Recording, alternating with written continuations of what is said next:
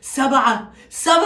لا ده احنا نجري بقى، ده طلع في حاجه اسمها فعلا جحيم الانفيلد، ده احنا ما كناش مصدقين. انا مش لاقي مبرر لاي حاجه حصلت فعلا، مش لاقي اي مبرر. ماتش عكس المتوقع خالص، انت كنت متخيل الماتش يمشي في حته، مشي في حته ثانيه خالص. وبعدين الفكره مش في ان بس ليفربول كسب، عادي ممكن اتقبلها يعني، ليفربول مش احسن حاجه وبتاع، بس ان هو يكسب هقبلها. انما يكسب 7 وتحس ان اليونايتد ما جاش غير اول نص ساعه بس من الماتش وبعدين مشي، هم خدوا بعضهم كده وروحوا. فلا لا لا, لا. ماتش فيه تفاصيل كتير جدا هنتكلم عنها، فاعمل لايك وشير وسبسكرايب وبس. يلا نخش نتكلم في الماتش. او لا استنى، ده احنا ما قلناش اهلا بيه في كروس اوفر. انا عمرو زكي ويلا بينا. في الشورت اللي نزلته الصبح اللي هو قبل الماتش، اللي بالمناسبه كان فيه توقع يعني اتمنى ان محدش يشوفه، كنت بقول 2-1 ليونايتد، انسى الكلام ده، عبيط بقى بيتكلم سيبك منه ما اعرفوش. المهم يعني في الشورت ده كنت بتكلم عن فكره الصوره المعكوسه ما بين وقت ماتش الدور الاول والوقت بتاع الماتش ده بتاع دلوقتي. لان وقت الدور الاول كان ساعتها يونايتد كان خارج من هزيمتين ورا بعض، لان ده كان ثالث ماتش في الدوري، كان خارج من هزيمه قدام برايتون 2-1 وقدام برينتفورد 4-0، وكان داخل قدام ليفربول محدش مستني انه يكسب خالص، بالعكس يعني كله كان مستني بقى ان ليفربول هينزل يدوس على يونايتد بقى وسكور وبتاع.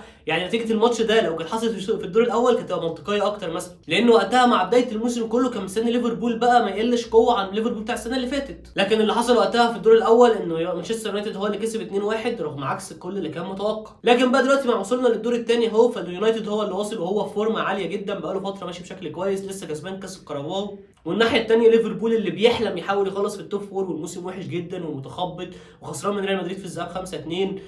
احنا مبهدلين وكان لازم اذكرها عشان مدريد يعني وكده عديها. المهم يعني ليفربول ده بيلاعب يونايتد اللي هو زي ما بقول لك ماشي بشكل كويس وتوب فور مرتاح وكسبان كاس وبتاع ودنيا جميله خالص، لكن برضه عكس المتوقع، زي ما الدور الاول خلص وليفربول هو اللي خسر رغم انه كان متوقع ان هو يكسب، فدلوقتي ليفربول بيكسب رغم انه كان متوقع ان هو يخسر بكل سهوله. فيعني تعالى بقى نخش نتكلم عن الماتش ونفهم ليه ليفربول كسب وليه يونايتد كان وحش قوي كده. في البدايه كده عايز اتكلم عن حاجه في تشكيل ليفربول، وهو شكل الثلاثه اللي قدام بتوع ليفربول، صلاح على اليمين ونونيز على الشمال وجاكبو في النص. حاسس ان هو بيحصل اعاده احياء كده او ريكرييشن للحته بتاعت فيرمينيو وماني وصلاح. في ايه بقى؟ في ان كودي جاكبو كلاعب كوره هو اعلى من داروين نونيز كلاعب كوره، يعني الكوره في رجله بعيدا عن اي حاجه ثانيه.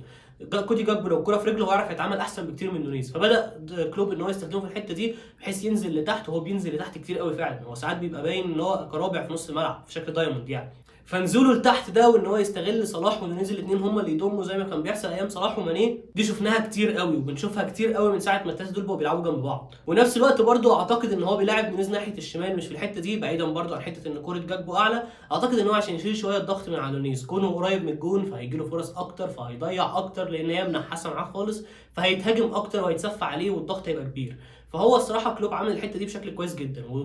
وفايده جدا. في نص الملعب كمان وجود اليوت اللي رجع تاني ان هو يفوق، ده فارق جدا مع ليفربول بصراحه. اليوت لما بيبقى فايق وموجود في الملعب ده بيحرر صلاح بشكل كويس قوي، لان اليوت في الطبيعي هو جناح يمين اصلا، لما كان لسه لعيب صغير وبتاع هو كان جناح يمين، فلما يبقى موجود كنص الملعب كثالث متطرف ناحيه اليمين، فده لما صلاح بيخش لجوه اليوت هو اللي بيروح لبره، او لو حتى صلاح واقف دخل لجوه وارنولد فتح على الخط فاليوت هو اللي بيبقى مسؤول عن حته الهاف سبيسز اللي هي منتصف المساحات اللي بين الباك والقلب الدفاع، فاللعب على المساحه دي مهم، فاليوت بيعرف يعمل الحته دي بشكل كويس قوي. ونفس الوقت وجوده كمان مع ارنولد ومع صلاح بيبقى في ثلاثه في الحته دي بيخلي شويه التركيز اقل على صلاح. فلو فعلا اليوت بدا ان هو يفضل مركز على الفورمه دي وماسكها بشكل كويس وبدا ان هو يلعب بشكل اساسي، ممكن تلاقي شويه تحسن في حته نص ملعب ليفربول اللي كلنا عارفين ان هي بتعاني، لان فابينيو الماتش ده مثلا هو جاب فورمه برده لو مسك فيها وكمل هتفرق جامد. ففي شويه عناصر كده لو بدات ان هي تفوق تاني ممكن نشوف ليفربول بيتحسن. لحد اول 30 دقيقه الماتش كان رايح جاي، ليفربول ماسك كوره، يونايتد اخطر كهجمات، لان مثلا لحد الدقيقه 30 يونايتد كان ليه 3 فرص خطيره، الكوره بتاعت راشفورد اللي اتلعبت له من لوك شو، الهيد بتاعت برونو،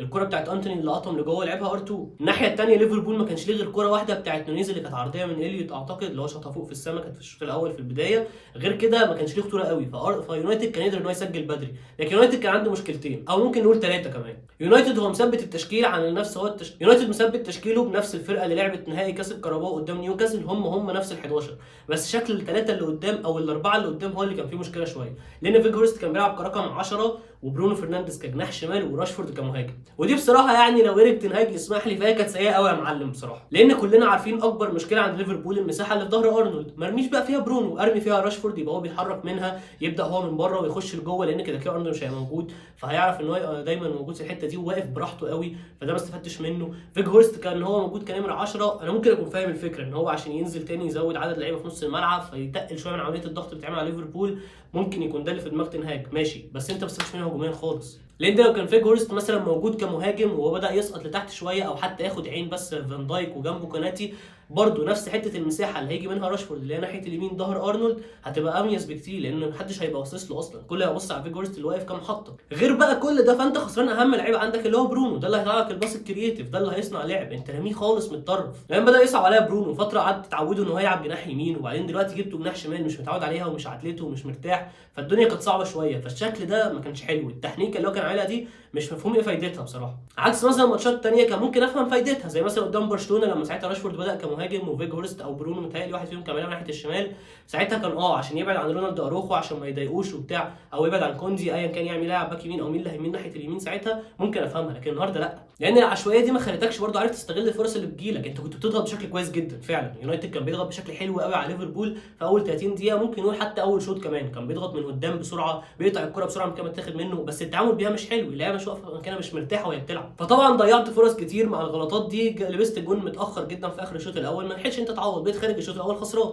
والجون فيه كوكتيل غلطات حاجه يعني ما شاء الله، من اول دالوت اللي جري ورا روبرتسون ودخل معاه لجوه وباع نفسه، بس ده اقل واحد غلطان بصراحه، يعني هو طبيعي ان هو كان يكمل مع روبرتسون، بس فريد راح يغطي مكانه، فريد وقف تمركز وحش قوي، ظهره للمدافع يعني وشه لبره خالص عن الملعب، وشه للجون بتاع الخصم، فهو مش كاشف قوي جاكبو ناوي يعمل ايه، مش كاشف تمركزه، فمعرفش ان هو يقفل زاويه الباص، وقف في شكل وحش قوي، فاران باع نفسه بشكل يعني بدائي، يعني مدافع لسه متصاعد من يومين مش هيبيع نفسه كده، رغم ان فاران المفروض ان هو مدافع ايه كلاس بقى وريال مدريد ودوري ابطال وكاس عالم واخد كل حاجه في الدنيا، لكن مع كودي جاكبو هو داخل مترقص اصلا، سهل الدنيا على جاكبو قوي ان هو يطلع لبره ويشوط، وده حتى كمان بدا يركب لعيبه ليفربول نفسيا، خلاص احنا خرجنا الشوط الاول كسبانين اهو، رغم ان احنا ما كانش لنا فرص الاخطر، بس قدرنا ان احنا نسجل، فلعيبه ليفربول بقت نازله الشوط الثاني هي مصدقه في نفسها، تنهج الشوط الثاني ما عملش اي تغييرات تحسن الشكل، فضل ماشي بنفس المشاكل اللي كانت موجوده، رغم ان هو اكيد شايفها لان هو عارف مميزات لعيبته، لان الماتشات اللي فاتت مثلا ما كانش دايما بيلعب كده، فجربت تعمل حاجه محنكه ما حدش فاهمها غيرك ولقيتها مش شغاله قلبها على طول، فانا ما اعرفش بصراحه صبره الكبير قوي على المشكله دي او على العشوائيه اللي هو كان عاملها قدام دي ليه، ما تفهمش بقى قله خبره لسه في الدوري، ما اعرفش بصراحه، حتى لما حاول يعدلها كان متاخر قوي، يعني لما نزل جارناتشو وماكتوميناي، نزل جارناتشو عشان مكان فيج هورست، فجارناتشو يروح على الشمال يبقى خلاص عندك فعلا جناح صريح بقى بيلعب في مكانه اللي هو متعود يلعب عليه، وبرونو بدا يخش في العمق، وراشفورد مهاجم وانتوني على اليمين، الشكل بدا يبقى طبيعي، بس كان بعد ايه بقى تتاخر قوي. التبديل الثاني نزول ماكتوميناي بفريد، يعني هو ولا حاجه مركز بمركز، او على راي ليالي اون سبورت الجميله والكابتن مجدي عبد الغني قصب بقصب، وهو تغيير نمطي قصب بقصب. اما على الناحيه الثانيه ليفربول فهو كان نازل الشوط الثاني بيتبهدل خلاص، هو نازل مصدق في نفسه جدا، واكتر حاجه كانت بتميزه ايجابي جدا اول ما يقطع الكوره، النهارده ليفربول كان ماشي بشعار نو بليس فور حنكشه او حفرقه، هاخد الكوره هروح على طول على الجول مش هفكر، ما حدش يمسك الكوره 3 4 مرات ورا بعض، هتلاقي في الجون الثاني مع غلطه لعيبه يونايتد وهو بيطلعوا بالكوره، الكوره اتقطعت على طول اجري على الجول، ما ترجعش لورا ولا تقعد تباصي كتير، اوصل على الجول، الجون الثالث برده نفس الكلام، الكوره اتقطعت اتلعبت لصلاح على طول، والبهدله بقى اللي هو عملها مع ليساندرو مارتينيز دي تحفه بصراحه، لقطه تكيف، يعني مارتينيز في لقطه كده فريم معين كان بيجري من صلاح يعتبر، وبعدها مع كل جون بقى خلاص بدا ان هو يخش لعيبه يونايتد بتبدا تفقد الامل اكتر، ده طبيعي، انت مش حاسس باي حاجه بتتحسن، الفريق مفيش حاجه بتتغير، ولعيبه ليفربول عماله تصدق ان ده يومنا وده ماتشنا وهننزل ندوس، وفضلوا مكملين لدرجه يعني الماتش يخلص ب7، فانا كواحد مشجع مدريدي انا ماليش دعوه بالحوار، انا قاعد خايف، انا قاعد بفكر احنا الاسبوع الجاي هنعمل ايه طيب كده، يعني ده طلع جحيم الانفيلد حقيقي، هو مش في الانفيلد بس الفريق ده طلع بيخوف فعلا، وطبعا بقى احلى حاجه النهارده ان صلاح خلاص هو الهداف التاريخي لليفربول في البريمير ليج او الدوري الانجليزي بمسماه الحديث، ودي حاجه يعني بصراحه فخر، مفيش اي حد كان يتخيل ان في مصر يوصل للحته دي،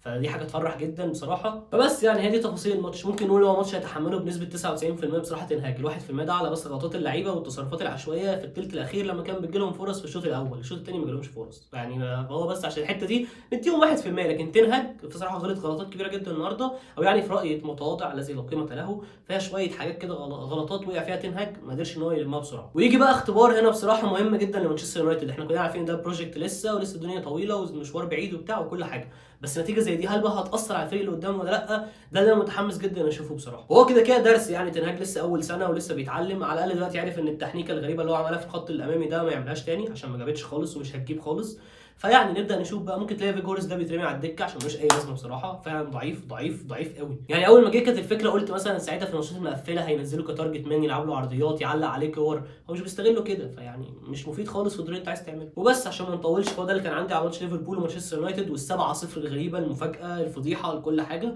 فبالتالي اعمل لايك وشير وسبسكرايب وبس.